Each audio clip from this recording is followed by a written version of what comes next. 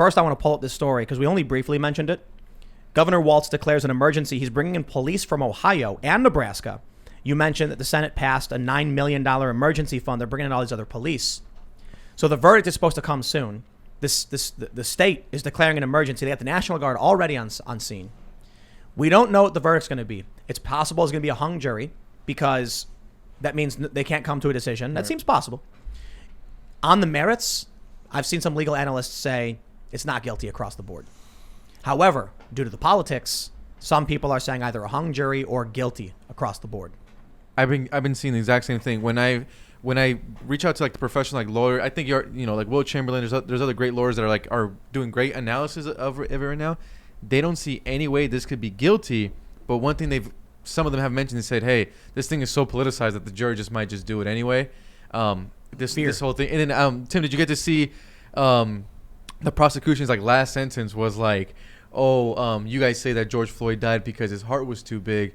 He died because Derek Chauvin's heart was too small, which was odd for me because it's like on most final lines they end on like a fact or something like this. They go off that, but it kind of he more did it for like media. I don't know. That's what I took it. I don't know what you guys thought. The most watched trial in history, I guess.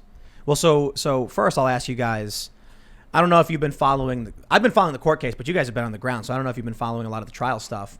But I'm curious what you guys think, based on what you've already seen, based on your experience, what's coming next, what's going to happen in Minnesota. Richie? I mean, I don't think it really matters, honestly. Like I think the verdict? Yeah, and like we actually, when we were on the ground the last night in Brooklyn Center, I commented to Jorge after the fact. It ended up being a completely peaceful evening. But at the beginning, like Jorge was like inquiring to me like, yo, you want to go live, man? And I was so bugged out by all the people, all the anti-media sentiment, all the anti-corporation, just like the anger in the crowd was so palpable that Jorge's like hitting me up. And like, I knew that there was one of the organizers in our area. And I was just like, Jorge was like, wow, Rich is kind of being a jerk. But I just like I was bugged out that honestly, even me acknowledging him was going to tip people. Everyone was just so mad that I don't know. I think it's a powder keg that has nothing to do with the actual realities of the case or anything like that. It's just it's going to pop off no matter what happens. Because and it's just like lockdowns, it's economics, it's politics, everything. I just want to add a little bit real quick. I agree with Rich because like when you talk to folks on the ground, for them it's like if they don't hear the word murder, it just like doesn't matter. And I just think that no matter what happens, we're going to see an eruption. I'm going more off the like if it's like a prediction thing. I actually don't think the riots are going to hit the magnitude that it did last summer. I think last summer too many factors rolled in, COVID, the unemployment. I mean, I think some people were making like $600 per week on unemployment. I think all that kind of factored into that. I don't know if we could reach that, but I agree with Rich. I just think if they don't hear the word like murder in there, it's not going to be good. But Maxie Waters said first no murder. Degree. Well, there's second degree and third degree. I mean, he's on trial for murder, just not premeditated murder. Yeah. So she wants first degree. I think it's a good point to say that they're going to say he was never tried for the true crime of first degree murder, and so no matter what happens. How well of a job do you think Eric Nelson did with Derek Chauvin? You think he at least put a good case in front of the jury where there's no reasonable doubt? I'll say this. From my personal opinion, as someone who knows nothing, knows little about the law relative to any of these lawyers, I felt like the state failed to prove its case. They couldn't convince me that, like, dude, I made several videos angry at Chauvin when all this went down, and I was like, this is crazy, and I was like, he shouldn't have done this. And then I watched this trial, and I'm like, they did nothing to prove that Chauvin caused the death of George Floyd. They only gave me maybe it happened this way. In fact, the prosecution said at one point, maybe it was his enlarged heart, maybe not. But Chauvin, and I'm like, whoa. Maybe? But by the way, it has to be, it doesn't, okay, so in order to prove murder, it has to be beyond a reasonable doubt that he intended to kill him in that moment, in that space. No, it doesn't. So I got this wrong. It's because they're doing the felony murder rule. Okay. They're saying he had to have the intention to use force against Floyd for felony assault that Floyd died from. So it's the felony murder rule. So so if you're attempting felony assault, then they die as a result of it. Then it's felony murder. Is what you're saying. And for murder 3, the equivalent, according to legal instructions analysis, would be like murder 3 is if you're shooting a gun randomly into a crowd and you kill somebody. Like you're doing something that can result in death, but you weren't targeting somebody. So I got to be honest. Or even the charges, Tim. We were talking about that, how like they won't even. You were saying that they probably won't even get to 40 years, which is probably going to anger, this crowd. I watched the defense, and I was shocked when I heard the prosecution's own witness admit Derek Chauvin could have used more force, even a taser, if he wanted to. That was the state's witness on cross saying this, and as soon as I heard that, I was like, okay, I'm done. Now you mean to tell me that you're claiming he committed assault against George Floyd? And he could have legally used more force than he did? Then how is what he did a felony assault? He used less force than he was allowed to as a cop. I'm not happy it happened, man. But if the cop, if your own witness is saying that, so I'll say this: the state did a bad job. The defense did a pretty good job. Near the end, the state started doing a bit of a better job, hitting the points they needed to hit, and the defense slipped on their own expert witness. But ultimately, after looking at everything, it was just the state's own witnesses firing shots back at them and hurting their case.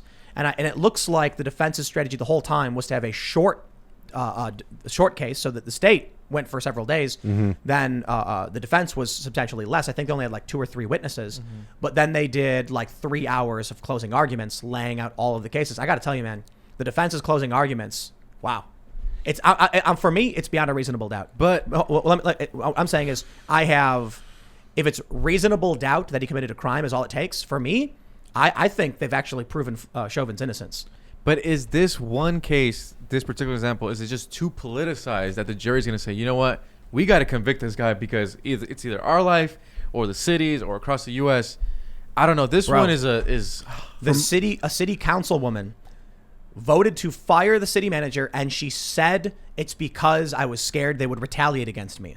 So I think the jury's sitting there and they're going like, I don't care about this guy. He's guilty no matter what anyone says because I don't want to get shot. That's where I think they're at. I mean, well, I don't know. I mean, at a certain point, like you said, I mean, that's your civic duty, right? And you've whether you like it or not, you've stepped into that role. Like, am I going to cater what I saw on the night of Kenosha just because I feel like people want me to say one thing or another? Like, no, dude, obviously not. And like you, at a certain point, if you're serving, you got to determine what role you're serving in that particular situation. And if you're witness or if you're a jury member, you have to just do your best. And then, I mean, I don't know if someone wants to, if it were me on the jury, and after everything I've seen, I'd be saying not guilty. I could probably be convinced of maybe manslaughter. Like if we argued over one of the evidence and I heard compelling case, but I'd probably still be leaning towards not guilty. And I'm not gonna change my views based on what Antifa, the left, or the media would say of me. I tweeted that the Kyle Rittenhouse situation convinced me to finally was one of the things that finally convinced me I got to vote for Trump, because the way the media was lying and portraying everything and demonizing this kid, who far from perfect, but still it was self-defense. If the media is going to be this I have no bad, comment on that, obviously. No, for sure. Yeah. For me, that's what it felt like. And then Trump pinned the tweet, and it became a talking point. The White House press corps was asking Kayleigh McEnany, like, Trump pinned this tweet. I'm going to say what I think, even if they're going to smear me over it. If Antifa threatens me, I'll tell you this. I got to be honest. I'm the kind of person to where if one of these Antifa guys or anybody threatens me, I double down. Yeah, I'm like, bring it. I've gotten them from both sides, because also I'm a victim in the criminal complaint. So, like, the people who support, who are anti Kyle Rittenhouse have come after me because, like, whatever, this guy's a terrorist, blah blah blah, and then the other side is saying you're a wuss, you're not a victim, and like I just have to say what I experienced, in the moment. So like what. And the prosecution might take what I say and, make it to suit their role in the situation. It's an adversarial relationship. It's really fascinating watching a trial like this, and you really start to understand framing, perception, perspective, and it's really interesting how the truth can be massaged by both sides to fit their needs, and like how you can omit certain information to change. Especially when you're the guy stuck in. I remember when I woke. I didn't actually view my role like very. I didn't, think, oh, this is really my duty to do it, until the next morning I saw a Vice article just saying open fire. And that terminology, like, is just, it's no concern for what happened on the ground, and it was like, Right. okay, I can't wait until the trial. I obviously have to say something before. But there's politics at play, man. I'd imagine you're going to get a lot more heat from the left. I don't know. I've honestly gotten a lot of crap from The right. from the pro Kyle. I don't know. Honestly, like I don't think it matters like who I'm getting crap from because I'm still gonna stay the same no matter what. It's pretty simple. It's just what I saw and heard.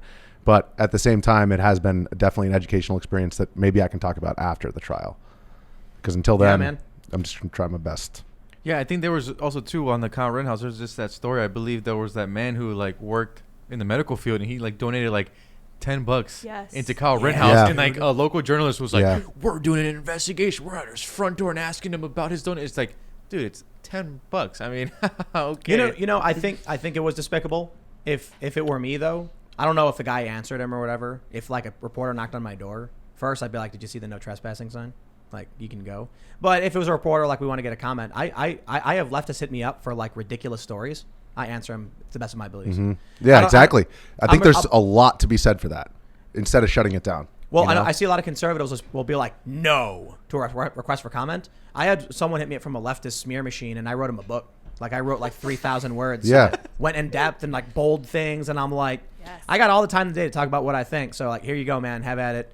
And I'm very respectful and nice. I'm like, appreciate that you reached out and gave me the opportunity to say my piece, and wish the best for you, and have a good day, good sir. But then when people see that from that outlet, then that basically transcends that gap that we're talking about, that schism between the two trenches. Like what they do is when you supply them with enough words, they can selectively pull quotes because. But that's why you got to fight that battle. Like I have basically been fighting that battle to get my word out to both sides, and I think actually the one piece that I'm most proud of came out on the Huffington Post, and Mary, to her credit, like basically wrote this entire article about Rosenbaum's last moments. And just because of where people perceive me as coming from politically, they didn't care about my account of that. But, those are the same people that are supposed to be saying, this guy died and we should remember him. And so like that account of his last moments, I think is important to just bring people back to the humanity of, it doesn't matter what this guy's ideology is. It doesn't matter the fact that he literally came from a mental hospital, apparently,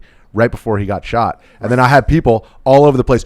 Why did you try to save that sexual pedo? Or why did you try to, it's like, dude, if somebody's dying in front of you, that's the point. It doesn't matter what their ideology is. This is interesting though, because the defense in the Chauvin trial pointed out, this is not about the perspective of a doctor who's watched hundreds of hours of footage for a year.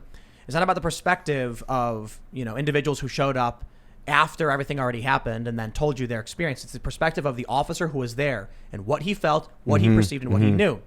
And Derek Chauvin is not a, cardiopulmonologist who understands what a seizure is. His perspective is George Floyd kicking is a resisting arrest. Now, a doctor may watch that later and say that was a seizure, but how would a street cop know that? For you, when you see a guy shot and he's on the ground, how are you supposed to know what his history is or where he came from? All you know is there's a guy in front of me bleeding. I have no idea who the guy is. He could be a saint for all I know. He could be a local youth pastor, or he could be a diddler. Exactly. And by the way, Kyle ran back up behind me after the shooting, and I screamed at him to call 911, not even concerned with who it was or whatever. And then, after the fact, realizing it's the guy who had a gun right behind me. But my concern was like, for one thing, it's humanity. Yeah. And, I wasn't like, excuse me, what are your politics? It's like, hindsight is 20/20. It's like AOC when she lied about what happened at the Capitol. The fascinating thing about it, she told that story where she like hid in her bathroom and she was like, oh no, they got in the building. That story was clearly fabricated because it included details you would only know in hindsight. At the time that AOC went to, at the time she cited was like, just around 1 p.m. No one had gotten any buildings. There was no one even trying to get any buildings. Only because a day later we saw what happened, she now says, at that time I was scared they got in the building, because she's calling upon the anger and the fear people had from the building being breached. But that morning, nobody knew that was going to happen. That's how you know she made it up. People often forget about situational context. So they look at like the Rittenhouse thing and they're like, why did you help that guy who's a bad person? You're like, you found that out like a month later, dude. I'm there on the ground. I don't know if this guy's taking a seizure. I don't know if he's a criminal. I just know that there's a guy in front of me who's resisting, or I know there's a guy in front of me who's hurt. And it's always easy for people on the outside to say, "Oh, you should have done this, should have done that," until they're in that moment. And I think I don't know if you want to maybe add on this, Rich. I think what maybe happened to you was just fight or flight, right? I think your mind there was no time to make any decisions, and like I don't know. I look back, it's like, could I have done anything else to? Yeah, and for me, like knowing Richie personally and working under him, to me when I heard that, I was like, man, like it feels good to be associated with someone that is willing to do that for someone. Like I was like, you feel a moment probably like, hey, I'm glad that like to call him like my editor or whatever, because to me that was like, when people ask me like, what would you do? I'm like, I'm out. I'm out. So I don't think I could have done the same thing. So I think it was a brave thing to do, and I thought it was something. It didn't that matter at the end of the day. Ultimately, like, was there anything that could have been done to save his life? Like, the toothpaste can't go back into the tube, but you just think to yourself, like, why did that situation exist in the first place? And the only thing that I can do from here is to take that human experience and actually, try to express to people that, like, it's not just a video game. And like I've seen so many times when we have these crazy situations unfolding in front of us, and people are just on their phones and they're just keen on like what the next tweet is, and like at a certain point the game becomes reality, and it's like people suffer and die as a result of what we're seeing on the ground right now. And it's not just people who die there, it's people who die as a result of the narrative, that it's like, how many people are economically suffering because this news outlet wants to push this narrative or whatever. Thanks for checking out this clip from the Timcast IRL podcast. If you want to see the full show, come back to this channel, youtube.com/TimcastIRL, Monday through Friday at 8 p.m., where you can leave comments and super chat, and we actually will read your comments on the show. Don't forget to like, share, subscribe, and if you want exclusive members-only content, segments you can't get anywhere else, go to timcast.com, become a member, and we even have full bonus episodes. Thanks for hanging out, and we'll see you all next time.